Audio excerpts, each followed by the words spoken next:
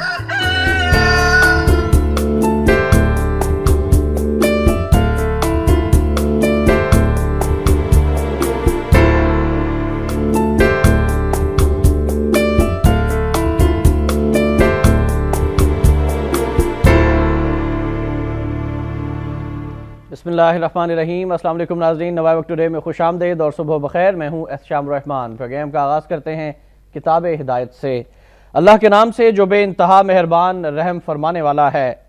तो पढ़ लिया करो कुरान पाक से जितना आसान हो, और नमाज कायम करो और ज़कात अदा करो, और अल्लाह ताला को कर्ज़ हसना देते रहा करो। और जो नेकी तुम आगे भेजोगे अपने लिए तो उसे अल्लाह के पास मौजूद पाओगे, यही बेहतर है और इसका अजर बहुत बड़ा होगा।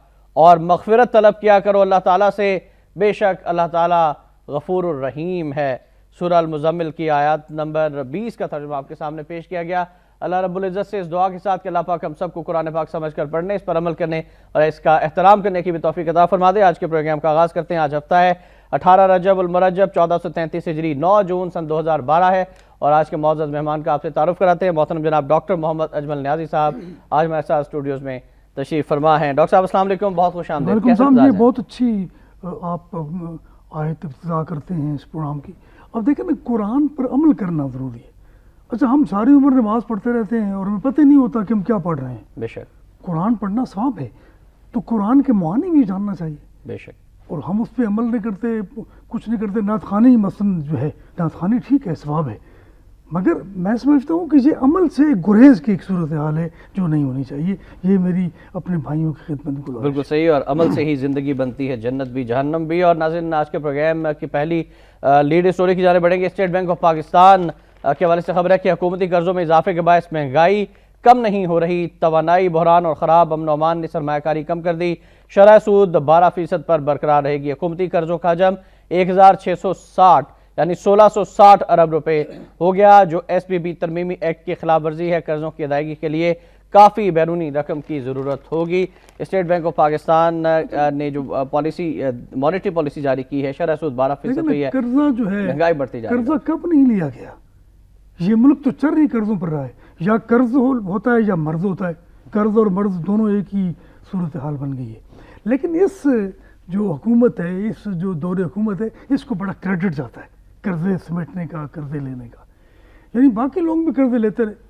तो मैं समझता हूँ कि आपके बजट का मेरा ख्याल है 33% या उससे ज़्यादा कुछ जो है वो वापस चला जाता है। मियाँ साहब तो फरमाते 60 सालों में इतने कर्जे नहीं लिए गए जितने इन 4 सालों में लिए गए हैं। तो मियाँ साहब भी कर्जे लेते रहे हैं। बहरहाल मैं समझता हूँ कि तनकीद से होना, हुक्मरान दूसरे हुक्मरान पर कैसे तनकीद कर सकता है, यानी ये बात मेरी समझ में नहीं आती है। लेकिन मैं बहरहाल ये कहता हूँ कि कर्जे लिए गए तो वो नजर आए ना भाई, लोगों की ज़िंदगी को अच्छी ज़िंदगी बने। वो कर्जे कहाँ गए, ये हमें समझ नहीं आती कि कर्जे लिए गए, ठीक है ले कर्जे लें। डॉक्टर साहब आज बता दें कर्जे कहाँ जाते हैं। मैं समझता हूँ कर्जे इनकी जेबों में जाते हैं। कर्जे जनाब अजीब बात है, कर्जा आता है और वो वापस चला जाता है अमरीकी बैंकों में, इन्हीं के अकाउंट्स में। और आपको मालूम है, हिस्ट्री बताती है कि अमेरिका जब किसी हुक्मरान पर नाराज़ हुआ उसके कर्जे मुंजमद कर दिए। सही। तो वो ज़ाहिर है वो पैसे उसी के हैं, वो पैसे हमारे तो नहीं है। मतलब वो उन्होंने जी वो नज़म का तर्जमा किया ना ज़मीर जाफरी का किसी ने, तो उसने कहा कि ये नज़म ज़मीर जाफरी की नहीं, मेरी नहीं है तो ज़मीर जाफरी की भी नहीं है। मतलब है कि ये कर्जे जो हैं, ये पैसा ठीक अमेरिका का नहीं है तो हमारा भी नहीं है। बिल्कुल सही। तो मैं समझता हूँ कि इस पर सोचना चाहिए हमारे हुक्मरान सारे एक जैसे होते हैं। सारे हुक्मरानों ने कर्जे लिए, सारे हुक्मरानों ने कर्जे की लूट मार की। यानी मैं हैरान होता हूँ कि एक तरक्याती मनसूबा जो है वो दिखा दिया जाए हुकूमत का, और तरक्याती मनसूबे पंजाब हुकूमत ने भी नहीं किए। जो किए हैं वो किन लोगों के लिए हैं वो मेरी समझ में नहीं आता। ये दाने स्कूल और पीली टैक्सी और आशियाना हाउसिंग स्कीम, आज पंजाब का बजट भी पेश किया जा रहा है। आज बजट देखें ना, मसला ये है कि मुझे बताया जाए कि मैसेज के हवाले से क्या काम हुआ है विफाक में या पंजाब में या किसी सूबे में, कहीं भी नहीं हुआ। अच्छा, अगर 1 यूनिट बिजली नहीं पैदा की विफाक ने तो पंजाब ने कहाँ पैदा की? अब आप कह रहे हैं वो कि हम करेंगे, तो पिछले 4 साल में क्यों नहीं किया आपने? ठीक। अच्छा, शहबाज शरीफ कहते हैं, मैं आपको मालूम है कि जो है शहबाज शरीफ कहते हैं कि हम इक़्तिदार में आए तो 6 महीने में लोड शेडिंग ख़त्म करेंगे। भाई 4 साल में ख़त्म नहीं कर सके तो 6 महीने में क्या ख़त्म करोगे? اچھا یہ دعوے اچھا چیچو کی بلیا نندے پور پاور پروجیکٹ کا معاملہ بھی سپریم کورٹ پاکستان میں زیر سماعت ہے، اور اس میں کل کی سماعت کے دوران یہ بات سامنے آئی کہ وزارت قانون جو ہے وہ ان پروجیکٹس کی راہ میں رکاوٹ بنی رہی ہے۔ دیکھیں جی کون ان باتوں کے سامنے رکاوٹ بنتا ہے، کون نہیں بنتا؟ مسئلہ یہ ہے کہ جو بھی کرتا ہے وہ عوام کے خلاف ہی کرتا ہے۔ مسئلہ یہ ہے کہ اگر میں سمجھتا ہوں، اس طرح میری بات سنیں غور سے، جی جی میں سمجھتا ہوں کہ کوئی آدمی اگر پازیٹیو کام بھی کرتا ہے تو وہ پازیٹیو کام بھی عوام کے خلاف ہوتا ہے۔ ان حکمرانوں پر ہمیں کوئی امید نہیں ہے کہ یہ عوام کے لیے کریں گے۔ میں سمجھتا ہوں کہ ان تمام لوگوں کو جو منظر پر نظر آ رہے ہیں ان کو علیحدہ کر دینا چاہیے۔ کیسے علیحدہ کریں گے سر؟ 4 سال ہو گئے ہیں، کوئی بھی علیحدگی کے لیے آگے نہیں آ رہا، اور لانگ مارچ کی ہم باتیں بھی کرتے ہیں لیکن کچھ بھی نہیں ہو رہا۔ کچھ بھی نہیں ہو رہا۔ عوام مہنگائی کی چکی میں پس رہے ہیں۔ اسٹیٹ بینک کہہ رہا ہے کہ مہنگائی کم نہیں ہو رہی، لوگ خودکشیاں کر رہے ہیں، سی این جی یہاں پہ نہیں ملتی، پیٹرول یہاں نہیں ملتا، 4 دن ہو گئے ہیں لوگ سی این جی سے محروم ہیں، پیٹرول پمپس بھی بند ہے، دفاتر میں آنا لوگوں کے لیے مشکل ہو چکا ہے ڈاکٹر صاحب۔ چلے خودکشی کی بات آپ نے کی نا، تو ہم تو خودکشی کر رہے ہیں کہ اپنے حالات اور مہنگائی کی وجہ سے، اور افغانستان میں ہر امریکی جو ہے وہ خبر بھی شامل کر دوں اگر آپ کی اجازت ہو۔ کریں۔ ناظرین خبر یہ ہے امریکہ کے حوالے سے ہی کہ روزانہ ایک امریکی فوجی خودکشی کرتا ہے۔ پینٹاگون کی رپورٹ روزانہ 155 دنوں میں 154 فوجیوں نے خودکشی کی۔ یہ تعداد افغانستان میں ہلاکتوں سے 50% زیادہ ہے، اور ایک امریکی سارجنٹ کا بیان بھی ملاحظہ فرمائیے جو کہ کہتا ہے کہ افغان جنگ فراڈ ہے، امریکی ہونے پر میں شرمندہ ہوں۔ دیکھیں میں سمجھتا ہوں کہ یہ بزدل ہیں، اور ظالم بزدل ہوتا ہے ہمیشہ، ظالم بہادر نہیں ہوتا، اور بہادر ظالم نہیں ہوتا، یہ ایک حقیقت ہے اس دنیا کی۔ میں سمجھتا ہوں کہ امریکی بزدل ہیں اور ظالم ہیں۔ امریکی، یہ جملہ سنیں آپ، امریکی خودکشی کر سکتے ہیں لیکن وہ خودکش حملہ نہیں کر سکتے، کیونکہ خودکش حملے میں ایک جذبہ چاہیے، ایک آرزو چاہیے اپنے آپ کو مارنے کی۔ میں سمجھتا لیکن امریکیوں کی وجہ سے تو پاکستان میں خودکش حملے ہو رہے ہیں ڈاکٹر صاحب۔ وہی نا، میں سمجھتا ہوں خودکش حملے تو ہو رہے ہیں، لیکن وہ خودکش حملہ کرنے والے امریکی نہیں ہیں۔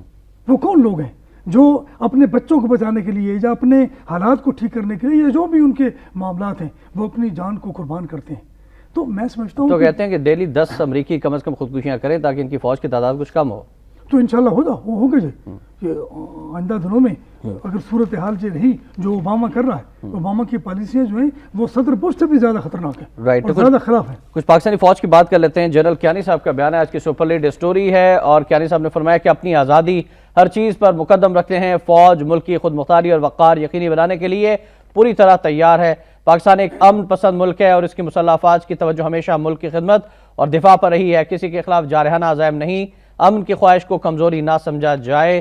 اور ایک تقریب سے خطاب کیا جنرل کیانی صاحب نے، اور یہ جواب دیا ہے لیون پینیٹا کی اس دھمکی کا جو انہوں نے گزشتہ دنوں نئی دلی اور پھر افغانستان کا بھی دورہ کیا، اور یہ کہا کہ ہم پاکستان کے ہمارے صبر کا پیمانہ لبریز ہو چکا ہے پاکستان سے متعلق۔ لیکن یہ ساری ایک دباؤ کی ٹیکٹسز ہیں، دباؤ ڈال رہے ہیں ایک دوسرے پر، ایک دوسرے کو بلیک میل کر رہے ہیں یہ لوگ۔ میں سمجھتا ہوں کہ جنرل کیانی تیار ہے اب اس معاملے کے لیے۔ مجھے یقین ہے کہ ہماری فوج جو ہے اس نے بہترین خدمات اور بہترین قربانیاں اور قربانیوں کی کہانیوں سے بھری پڑی ہے ہماری فوج کی پوری داستان جو ہے۔ لیکن میں یہ سمجھتا ہوں کہ خود مختاری کہاں ہے ہمارے پاس، وقار کہاں ہے ہمارے پاس؟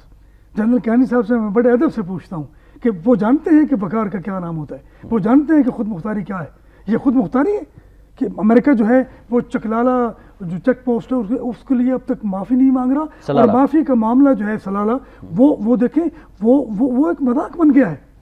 وہ افغانستان میں تو ان کے مطالبے کے بغیر معافی مانگتا ہے۔ سلالہ پر ایک بار پھر حملہ ہو گیا، 200 کے قریب افغانیوں نے حملہ کر دیا وہاں پر، اور وہاں پر ایک پاکستانی اور شہید ہو گیا۔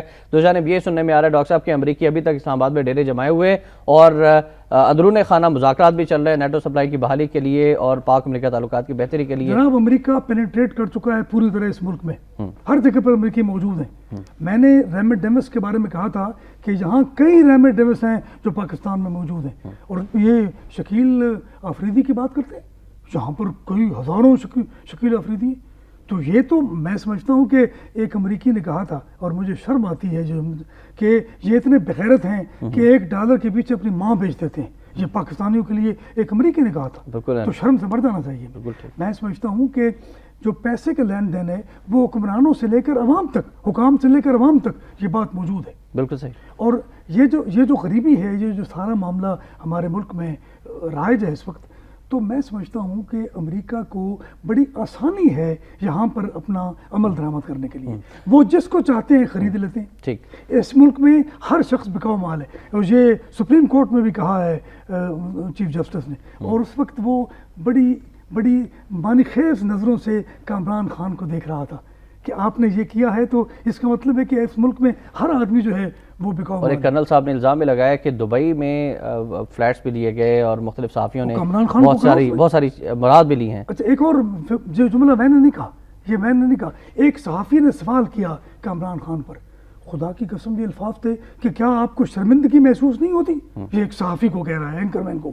وہ کہتا ہے کہ تم نے بغیر ثبوتوں کے چیف جسٹس کے خلاف ایک پروگرام چلایا, اور اس میں بار بار ارسلان کے بجائے چیف جسٹس کو ڈسکس کیا اور سارا معاملہ کیا. اور آپ دیکھیں کہ کمرہ عدالت میں کامران خان صحافی جو ہے وہ چیف جسٹس کی تعریفیں کرتا رہا ہے.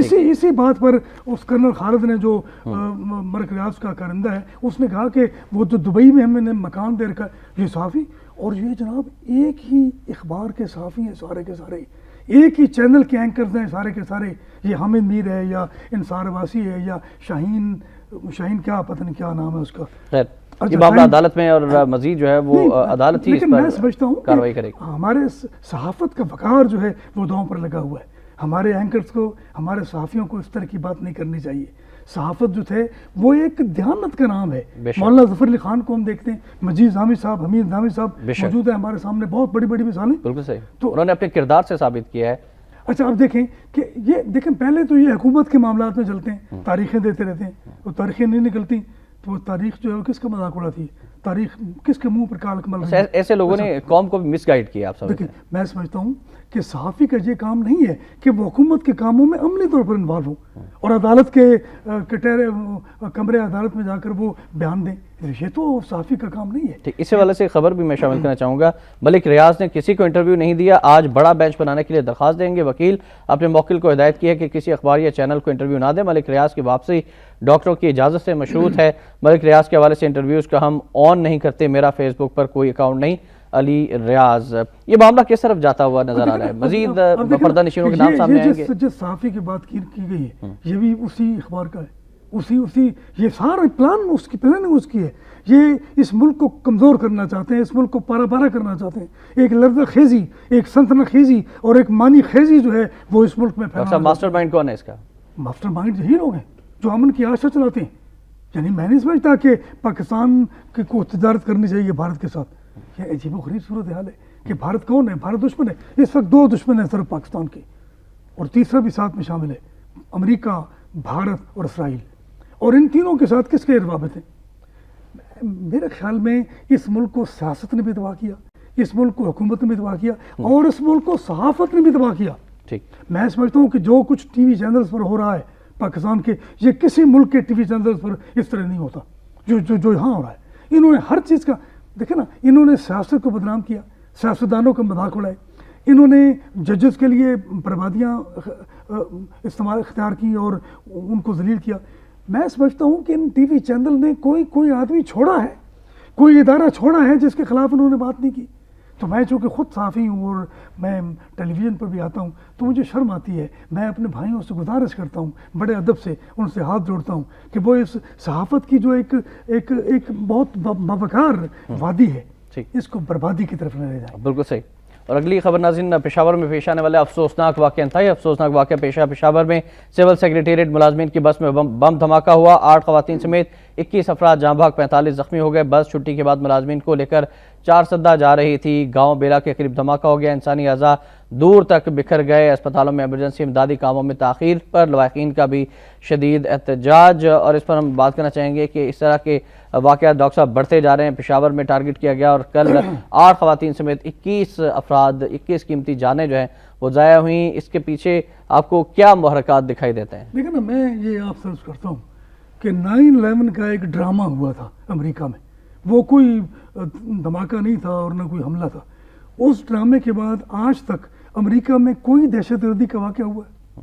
تو سارے واقعے پاکستان میں ہو رہے ہیں. کیوں ہو رہے ہیں بھائی؟ یہ سارے کے سارے پلان ہیں.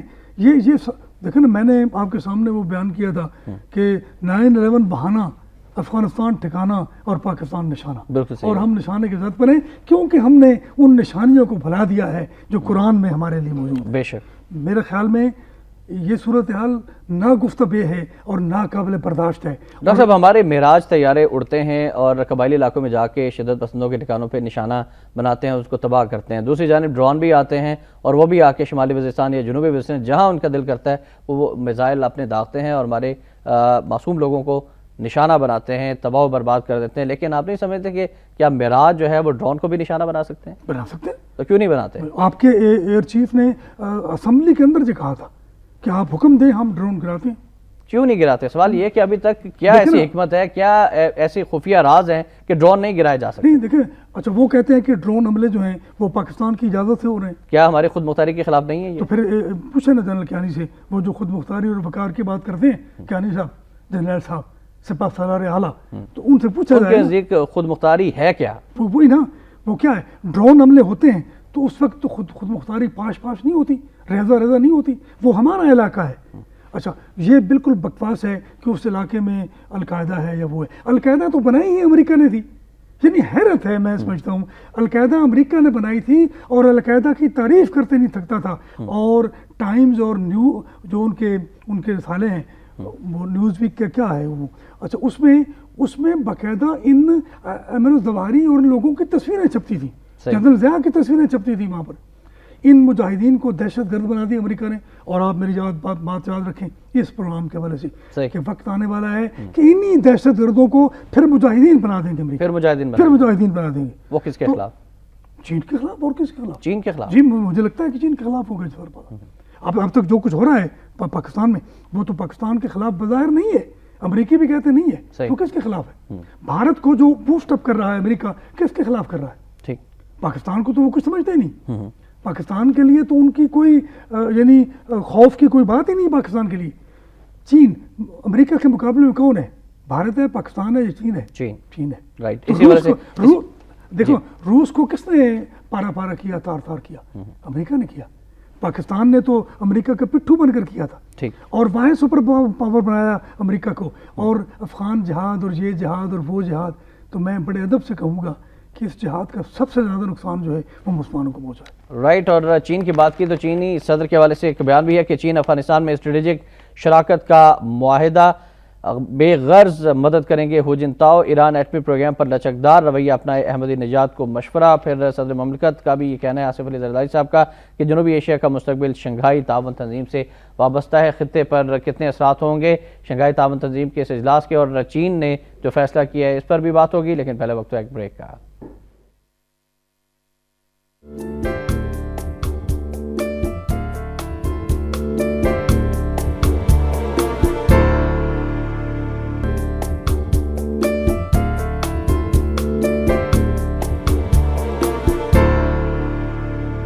نوائے وقت ٹوڈے میں ایک بار پھر آپ کو خوش آمدید کہتے ہیں ناظرین۔ ہمارا نمبر ہے 0423631269، آپ کال کر سکتے ہیں، ڈاکٹر صاحب سے آپ بات بھی کر سکتے ہیں، لیکن آپ کی کال شامل کرنے سے پہلے محترم مجید نظامی صاحب کا ایک بیان شامل کرنا چاہیں گے کہ جب تک ہم مقبوضہ کشمیر حاصل نہیں کر لیتے جہاد جاری رکھا جائے۔ محترم مجید نظامی، حکومت مسئلہ کشمیر سے جان چھڑانا چاہتی ہے، یہ کہا ہے قاضی حسین احمد نے۔ زرداری نے پارلیمنٹ کے مشترکہ اجلاس میں اس مسئلے کا ذکر نہیں کیا۔ مسئلہ کشمیر کو نظر انداز کر کے امن کی آشا کو فروغ دیا جا رہا ہے، میڈیا جلغار کے ذریعے بھارتی کلچر کو فروغ دیا جا رہا ہے۔ سابق امیر جماعت اسلامی ایوان کارکنان تحریک پاکستان میں کانفرنس سے خطاب، اور جو ہم ذکر کر رہے تھے بھارت کے ساتھ تجارت کی جو باتیں کی جاتی ہیں، اس حوالے سے بھی یہ خبر ہے کہ چاہے کوئی قیمت بھی چکانی پڑے پاکستان میں بھارتی اپنے ملک میں پاکستانی سرمایہ کاری کی اجازت دے دی۔ آنند شرما، پاکستان کے ساتھ تجارتی تعلقات کے بغیر جنوبی ایشیا آزادانہ تجارتی معاہدے میں پیش رفت ہو سکتی ہے، نہ ہی اقتصادی یکجہتی ممکن ہوگی۔ اور صلاح الدین صاحب نے فرمایا کہ بھارت سے تجارت بڑھانے کے لیے پاکستان کشمیر میں جہاد کو نظر انداز کر رہا ہے۔ حاجی بشیر صاحب کی کال آپ کی اجازت سے ہم شامل کرنا چاہیں گے، آزاد کشمیر سے ہمارے پہلے معزز کالر۔ السلام علیکم حاجی صاحب۔ وعلیکم السلام۔ السلام علیکم سر۔ جی وعلیکم السلام، فرمائیے گا۔ بات یہ ہے کہ ایک اسی پہ میں بات کرنا چاہ رہا تھا کہ کشمیر پہ جو انہوں نے نظر انداز کر دیا، بھارت سے تجارت شروع کر دیا، تو جو ہمارے کشمیر پہ تو یہ تو بہت اثر پڑے گا۔ اگر پاکستان دوستی لگا سکتا ہے بھارت سے، تو کشمیریوں کے ساتھ پھر کیا ہوگا؟ پھر ہم کہاں جائیں گے؟ ہمارے تو 70,000 کتنے لاکھوں لوگ شہید ہو گئے، ان کے خون کا کیا یہی بدلا تھا کہ پاکستان ان سے تجارت کرے گا؟ نمبر 1۔ نمبر 2 کہ عمران خان چیف جسٹس کے ساتھ کھڑا، عدالتوں کے ساتھ کھڑا، اب کہاں گیا؟ مر گیا وہ۔ تھینک یو ویری مچ جی حاجی بشیر صاحب، ابھی ہم بات بھی کرتے ہیں۔ اور شاہد صاحب ہیں لاہور سے۔ السلام علیکم شاہد صاحب۔ جی السلام علیکم شاہد صاحب۔ السلام علیکم جی سر۔ وعلیکم السلام، فرمائیے گا۔ جی سر، گزارش یہ ہے کہ سی این جی کی قیمتوں میں آئے دن ایک تو اضافہ ہوتا ہے، رد و بدل ہوتا رہتا ہے، پھر بجلی کی قیمتوں میں بے پناہ اضافہ ہو رہا ہے، اور یہ سارے کا سارا ملبہ جو ہے اس کا بیشتر حصہ پنجاب پر گرتا ہے۔ لوڈ شیڈنگ ہو تو اس کا عذاب بھی پنجاب کو زیادہ بھگتنا پڑ رہا ہے، اور قیمتوں میں جب اضافہ ہوتا ہے تو اس کا سارا بوجھ بھی پنجاب پر آتا ہے۔ تو کیا پاکستان صرف پنجاب کا نام ہے؟ کیا باقی صوبے جو ہیں وہ پاکستان میں شامل نہیں ہیں؟ ان کی ذمہ داریاں نہیں ہیں کہ ان پر بھی اتنا ہی بوجھ ڈالا جائے جس طرح پنجاب پر ڈالا جا رہا ہے؟ یہ ناانصافی اور یہ امتیاز اور یہ تعصبات پنجاب کے خلاف یہ کب تک بڑھتے جائیں گے؟ تھینک یو ویری مچ شاہد صاحب۔ سب سے پہلے حاجی بشیر صاحب نے جو آزاد کشمیر سے بات کی، کشمیر کے حوالے سے اس پر آپ… میں یہ سمجھتا ہوں، اس لیے نہیں کہ وہ میرے چیف ایڈیٹر ہیں، جب میں نوا وقت میں نہیں تھا تو تب بھی میں نے کہا تھا کہ میرے چیف ایڈیٹر مجید نظامی ہے۔ تو صرف یہی ایک ادارہ ہے، ادارہ نظریہ پاکستان ٹرسٹ، اور مجید نظامی کی ذات ہے کہ کشمیر کی بات ہو رہی ہے، ورنہ پورے پاکستان میں کہیں خیبر پختونخوا میں یا سندھ میں، کراچی میں یا بلوچستان میں کہیں سے کشمیر کے حق میں کوئی بات اٹھی ہے؟ محترم مجید نائب صاحب نے فرمایا کہ جب تک کشمیر حاصل نہیں کر لیتے جہاد جاری رہنا چاہیے، اور پرویز مشرف نے جتنا جہاد کو نقصان پہنچایا شاید اتنا آج تک کسی نے نہ پہنچایا ہو۔ سارے جہادی کیمپ بند کر دیے گئے، اور پھر اس دور میں جو کچھ ہوا وہ سب کے سامنے ہے۔ جنرل کیانی صاحب امن کی بات کرتے ہیں، یہ کیا ہے؟ ایک سپاہی کو، ایک سالار اعظم کو جہاد کی بات کرنی چاہیے، لڑنے کی بات کرنی چاہیے اسے، اور لڑنے کے لیے لوگ موجود ہیں ہمارے۔ میں سمجھتا ہوں کہ یہ باتیں میرے دل کو بڑا دکھ دیتی ہیں۔ میں سمجھتا ہوں کہ کشمیر کے لیے کئی سینکڑوں مذاکرات جو ہیں نظریہ پاکستان ٹرسٹ میں ہوئے ہیں، جس کی صدارت مجید نظامی نے کی ہے۔ تو مجید نظامی کی آواز جو ہے اس کے راز کو سمجھنا چاہیے، کہ وہ راز ملتا ہے جا کر قائد اعظم کے ساتھ، کہ قائد اعظم نے کہا تھا کہ کشمیر ہماری شہر اگ ہے۔ بے شک۔ تو جناب شہر کے بغیر تو شہر کاٹ دیں آپ تو انسان زندہ ہی نہیں رہ سکتا۔ اب جو پانی کا مسئلہ ہے، اب جو ڈیموں کا مسئلہ ہے سارے کے سارے، وہ بھی کشمیر کے ساتھ وابستہ ہے۔ اس لیے آپ دیکھیں اس بندے کی بصیرت قائد اعظم کی کہ اس نے کشمیر کو شہر کہا، اور پھر اس کے نقش قدم پر چلتے ہوئے مجید نظامی جو ہے مسلسل جہاد کر، یہ بھی جہاد ہے۔ بالکل صحیح۔ وہ کہتے ہیں، مجید صاحب کہتے ہیں جہاد ہونا چاہیے، میں سمجھتا ہوں مجید صاحب خود جہاد کر رہے ہیں۔ کشمیر کی بات کرنا، بھارت کے خلاف بات کرنا، امریکہ کے خلاف بات کرنا، میں سمجھتا ہوں کہ یہ بھی جہاد ہے، یہ ایک جد و جہد ہے۔ قوم کو جگا رہے ہیں، حکمرانوں کو جگا رہے ہیں۔ میں سمجھتا ہوں کہ جو قومی غیرت کے ساتھ جد و جہد ہے وہ بھی جہاد میں آتی ہے۔ بالکل صحیح۔ ہم جب بات کرتے ہیں تو ہم بھی جہاد ہی کرتے ہیں۔ بالکل صحیح ڈاکٹر صاحب۔ میرے خیال میں یہ جو بات عمران خان کے بارے میں کی اس نے، تو عمران خان جو ہے وہ عدالت عالیہ کے بارے میں، سپریم کورٹ کے بارے میں، عدالت تو اب کہاں ہے وہ؟ صحیح بات کہی انہوں نے بات۔ بہت سارے معاملات میں عمران خان صاحب بہت خاموش ہیں، اور ان کی جو پالیسیز ہیں، جو تھاٹس ہیں، ایسا لگتا ہے کہ کسی مصلحت کا شکار ہوتے جا رہے ہیں۔ وہ امریکہ اجازت دے گا تو تب کریں گے نا۔ ٹھیک، لیکن ایک بات کالر شامل کر لیتے ہیں۔ میں کالر سے پہلے ایک عمران خان، تو نواز شریف نے بھی اب تک سپریم کورٹ کے لیے کوئی بیان نہیں دیا، نہ چیف جسٹس کر دیا، بلکہ گیلانی نے کہا ہے کہ وہ جدے چلے گئے ہیں۔ ٹھیک، سیاستدان جو ہے وہ ایک قوم ہے، اس لیے شاعر نے فرمایا تھا کہ مصلحت ایک ہے، اس قوم کی نقصان بھی ایک۔ سیاستدان سارے ایک ہیں، حکمران سارے ایک ہیں۔ سجاد صاحب کی کال شامل کرتے ہیں، لاہور سے ہمارے ساتھ ہیں۔ السلام علیکم سجاد صاحب۔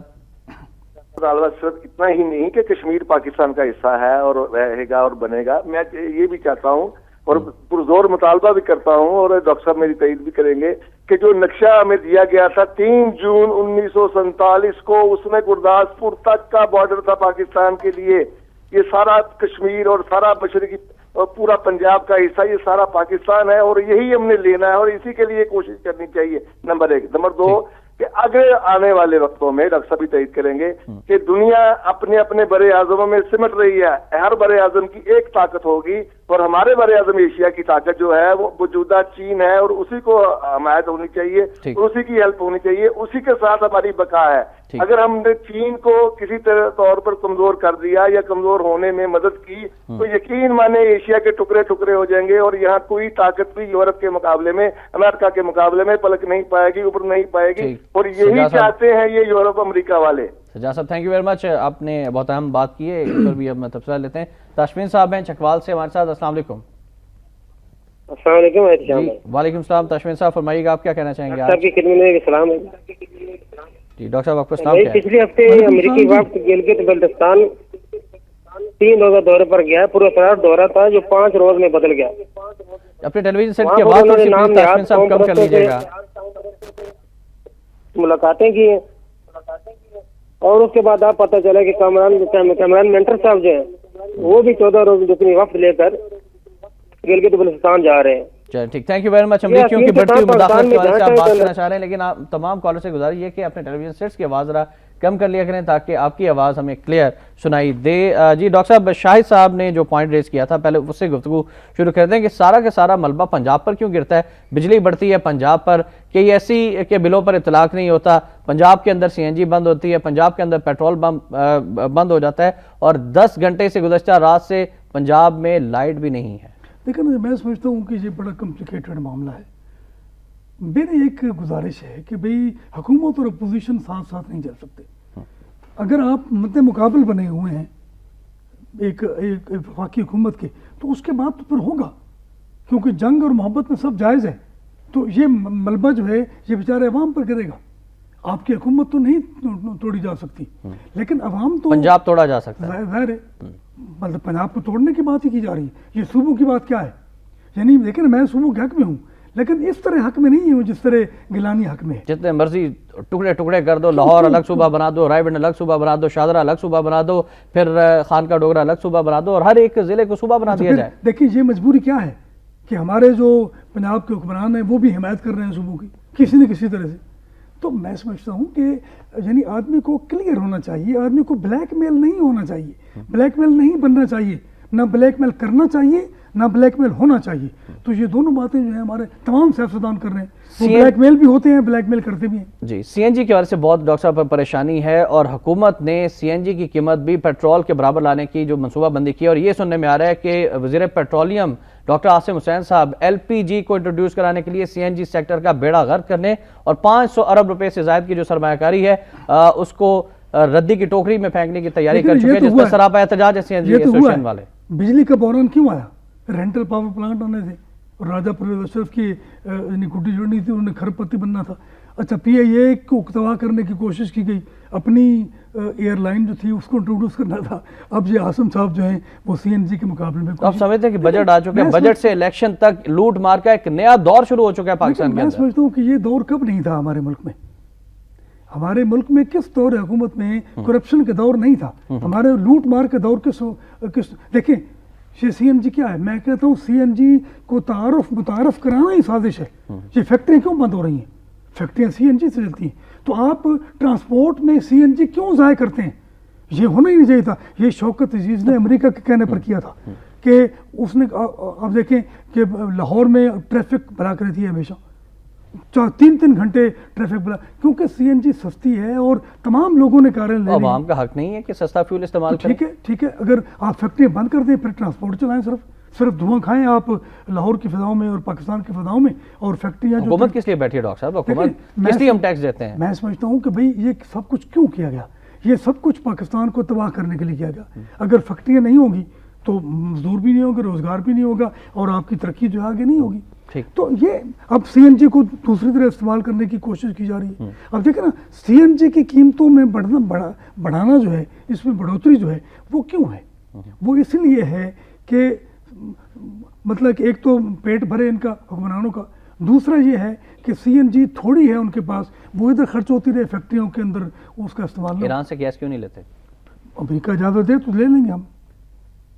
ٹھیک ناظرین، تمام کالرز کے مشکور ہیں اور جن کے سوالوں کے جواب شامل نہیں کر سکے ہم کوشش کرتے ہیں کہ اگلے سیگمنٹس میں اس پر بھی بات ہو. بڑھتے ہیں آج کے روایت وقت کالم کی جانب.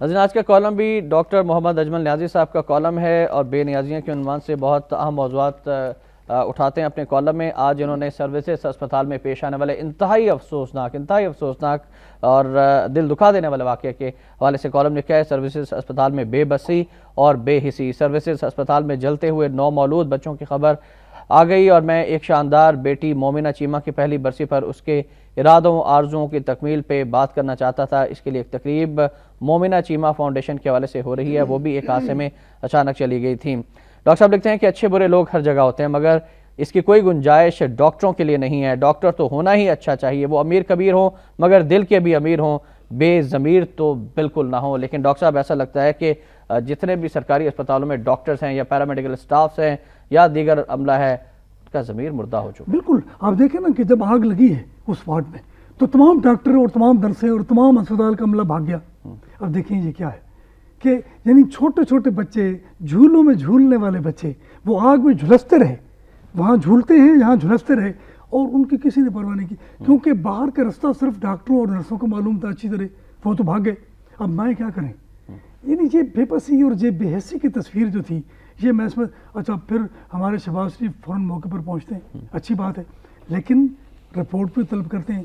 تو کیا کبھی کسی ظالم کو کیفر کردار تک پہنچایا گیا ہے؟ کیا کبھی جینیون تحقیقات ہوئی ہیں؟ کیا کبھی عبرتناک سزائیں کسی کو ملی ہیں؟ یہ چھوٹی چھوٹی بچیوں کے ساتھ زیادتیاں کرتے ہیں, وہاں پر ہمارے حکمران بھی جاتے ہیں تو کچھ تو ہو بھائی. وہ ظالموں کو کم از کم عبرتناک سزائیں, تاکہ آئندہ کے لیے ان کے دل میں یہ خوف بیٹھ جائے کہ ہم یہ ایسا نہیں کریں گے. ان لوگوں کو سرے عام پھانسی دینی چاہیے. دیکھیں میں سمجھتا ہوں کہ جب کہیں واقعہ ہوتا ہے سب کو معلوم ہوتا ہے کہ کون کلپریٹ ہے, کون مجرم ہے, فوری طور پر 2 3 4 گھنٹے کے اندر تحقیقات مکمل کر کے اس کو سرے عام پھانسی دے دی جائے, تو میں دیکھوں گا کہ پھر وہ کسی پھول سی بچی کی طرف دیکھتے بھی ہیں. ڈاکٹر صاحب انسانیت کیوں ختم ہوتی جا رہی ہے ہم سب میں سے, اس میں ہم بھی شامل ہیں, ڈاکٹر بھی شامل ہیں, معاشرے کا ہر فرد شامل ہے, کیوں؟ ظاہر ہے کہ جب زندگی کو شرمندگی بنا دیا جائے گا, جب زندگی کو درندگی بنا دیا جائے گا, جب حکام کے لیول پر زندگی جو ہے وہ اس طرح ہو جائے گی تو پھر عوام کے لیول پر بھی ہو جائے گی. دیکھیں نا میں سمجھتا ہوں کہ عوام جیسے ہوں, آپ کسی ادارے کا سربراہ جو ہے وہ اچھا بنا دیں, سارا ادارہ اچھا ہو جائے گا. بالکل صحیح. لیکن اگر ادارے کا سربراہ غلیظ ہو, کرپٹ ہو, ظالم ہو, تو سارے ادارے کے لوگ بھائی وہ کر رہے تھے میں کیوں نہ. ہم اپنے ملک کی قیادت کو دیکھیں, اوپر سے لے کے نیچے تک جائیں یا نیچے سے اوپر دیکھیں. میں یہ غلط ہے, نیچے سے اوپر کبھی نہیں ہوتا, ہمیشہ اوپر سے نیچے ہوتا ہے ہمیشہ.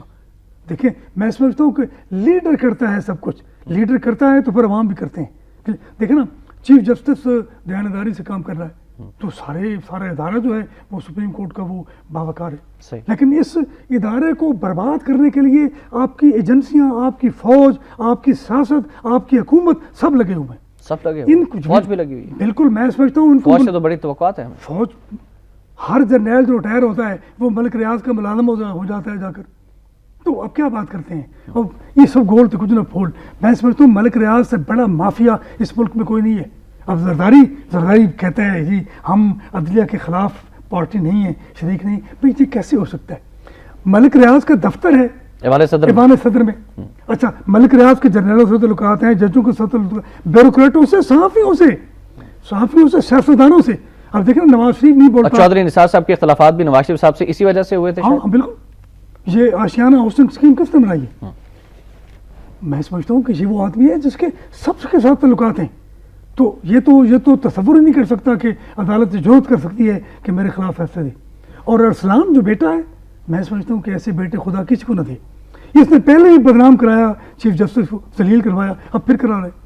اچھا میں سمجھتا ہوں یہ بڑا سخت لفظ میں بیان کر رہا ہوں احتشام, کہ چیف جسٹس کو اس کو بالکل بے دخل کر دینا چاہیے اپنے بیٹے کو.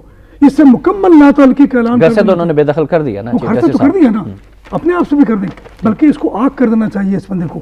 یہ آوارہ نوجوان ہے, یہ میں بڑی حوصلے سے بات کر رہا ہوں, بد کردار ہے, بادانوش ہے.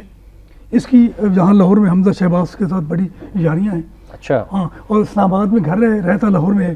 اس سے پوچھیں بھی لاہور میں تم کیا کرتے ہو. اچھا پھر اب تک کروڑوں روپے ملک ریاض سے کھا چکا ہے. تو اس کا تو کچھ نہ کچھ چیف جسٹس کو تو پتہ ہونا چاہیے نا. چیف جسٹس کو پتہ بالکل نہیں تھا. وہ کہتے ہیں ممکن ہے, لیکن ایک باپ کو اگر اپنے بیٹوں کے بارے میں پتہ نہیں ہے کہ وہ کیا کر رہے ہیں تو پھر یہ تو بڑی زیادتی کی بات ہے. کنٹرول کرنا چاہیے اپنے بچوں پر, کیونکہ ان کی زندگیاں داؤں پر نہ لگ جائیں. میں سمجھتا ہوں کہ ارسلان جو ہے وہ بہت مشکلات پیدا کرے گا اپنے والد کے لیے. پہلے بھی کی اور اب بھی کر رہا ہے. اور میں سمجھتا ہوں کہ یہ ساری کی ساری صورتحال جو ہے اس کا ذمہ دار ملک ریاض بھی ہوگا مگر ارسلان بھی ہے. ان دونوں, میں نے تو کالم لکھا تھا, میں نے کہا اصل مجرم ملک ریاض ہے, اس کو بھی کٹہرے میں لاؤ اور ارسلان کو بھی قرار واقعی سزا دو, تب ہوگا. اچھا زرداری کہتا ہے کہ میں غیر ذمہ دار ہوں. تم کیسے اچھا دیکھیے لطیف کھوسہ اور راجہ ریاض یہ بیان دیتے ہیں آپ ذرا بیان سنیں آپ جی جی بیان دیتے ہیں کہ چیف جسٹس کو علیحدہ ہو جانا چاہیے تاکہ تحقیقات جو ہیں اور فیصلہ جو ہے وہ صحیح طریقے سے ہو. سابق وزیر برائے مذہبی امور بھی یہ کہہ رہے ہیں کہ چیف جسٹس صاحب استعفیٰ دے دیں. اچھا دیکھیں, اچھا حامد سعید کاظمی صاحب وزیر اعظم کیوں استعفیٰ نہیں دیتا؟ اس کے دونوں بیٹے کرپشن میں انوالو ہیں, اور ایف آئی اے کے سربراہ کو تبدیل کیا, تفتیش کرنے والے لوگوں کو تبدیل کیا, وہ تو بیرون ملک لے جاتا ہے اپنے بیٹوں کو اپنے ساتھ, اپنے کرپٹ بیٹوں کو. وزیر اعظم گیلانی جو ہے, تو میں سمجھتا ہوں کہ بھئی وزیر اعظم گیلانی کیوں استعفیٰ نہیں دیتا؟ ٹھیک, راجہ ریاض جیسا اس کو دیکھیں بولتے ہوئے, ایک گھامڑ قسم کا آدمی ہے, آئی ساری یہ بات کرتے ہوئے, تو وہ کہتا ہے کہ جی استعفیٰ دے چیف جسٹس, میں کیوں استعفیٰ دے؟ رائٹ. ڈاکٹر صاحب انتہائی معذرت کے ساتھ وقت کی کمی ہے. ناظرین بڑھتے ہیں آج کے نواب وقت اداریہ کی جانب.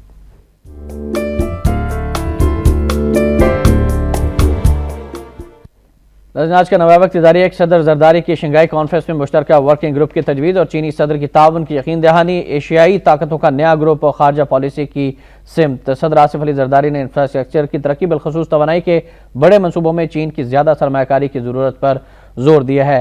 پاکستان اگرچہ ابھی تک شنگھائی تعاون تنظیم کا رکن نہیں بنا, تاہم خطے کے 6 ممالک اہم ممالک پر مشتمل تنظیم کی موجودہ صورتحال میں اہمیت اور افادیت سے کوئی انکار نہیں کیا جا سکتا, کیونکہ افغان جنگ کے باعث علاقائی اور عالمی امن و سلامتی کو لاحق خطرات کے توڑ اور طاقت کا توازن قائم کرنے کے لیے شنگھائی تعاون تنظیم ایک مؤثر اور فعال پلیٹ فارم بن سکتی ہے. ڈاکٹر صاحب وقت کی کمی ہے ورنہ مزید گفتگو بھی ہوتی.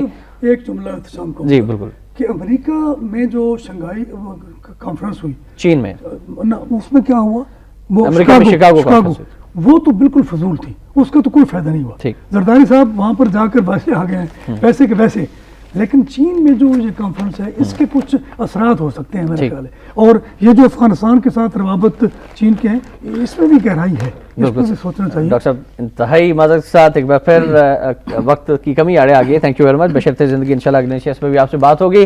آخر میں ناظرین فرمانے قائد اعظم رحمۃ اللہ علیہ شامل کرنا چاہیں گے. اسٹیٹ بینک آف پاکستان کی افتتاحی تقریب سے خطاب کیا. کراچی میں 1 جولائی 1948 کو قائد اعظم نے فرمایا کہ ہمیں اپنے مقدر کو سنوارنے کے لیے اپنے ہی انداز میں کام کرنا ہوگا اور دنیا کے سامنے ایک ایسا اقتصادی نظام پیش کرنا ہوگا جس کی اساس انسانی مساوات اور معاشرتی عدل کے سچے اسلامی تصور پر استوار ہو. اس طرح سے ہم مسلمان کی حیثیت سے اپنا مقصد بھی پورا کر سکیں گے. اس پر ضرور غور کیجئے گا. احتشام الرحمان کو نواب وقت ٹوڈے سے اجازت دیجئے. اللہ حافظ.